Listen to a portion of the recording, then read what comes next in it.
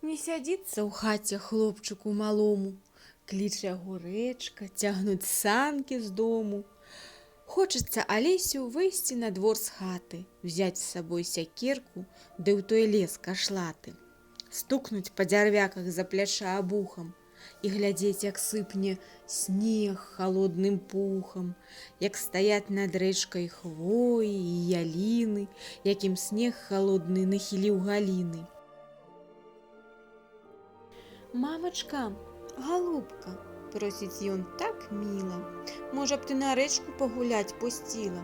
Я не буду доўга, зараз жа вярнуся, трошачцы на рэчцы ў санках паважуся. Ну ідзі, пабегай, толькі апраніся, ды глядзі ў палонку, сынку, не ўваліся». Радасць і раздолле хлопчыку малому, і не пазайздросціць ён цяпер нікому. На плячо сякерку, саначкі ў руку, хлеба ўзяў кусочак, цёцік свіснуў жуку. Пад скарынкай лёду, тут жа, каля хаты, працякала рэчка скрозь лясныя шаты.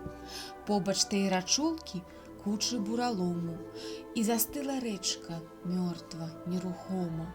Моцна яе грудзі маразамі скуты, і аковы лёду сярод рэчкі ўздуты. Ціснецца вадзіца, не знаходзіць ходу, і не мае сілы скінуць глызы лёду. На рачулцы ў лесе меў Алесь забаву, ну ж і пацяшаўся хлопчык тут на славу.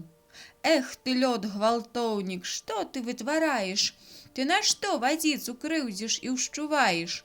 Бедненькай ёй цёмна, цесна пад табою, хай жа пагамоніць, мілая, са мною. Дам ёй ход, галубцы, каб на свет зірнула». І яго сякерка спрытна секанула.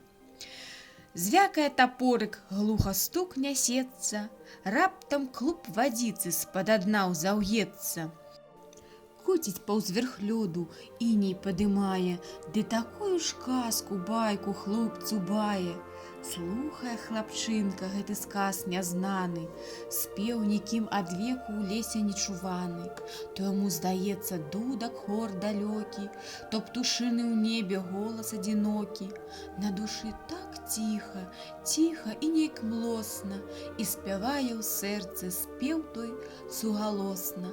Гэты спеў дзівосны чары навявае, і такія казкі складныя складае. І ад гэтай песні вее дабратою, радасцю і шчасцем, мілою вясною. Ад той песні казкі трудна адарвацца, і ў струны сэрца хочуць адклікацца.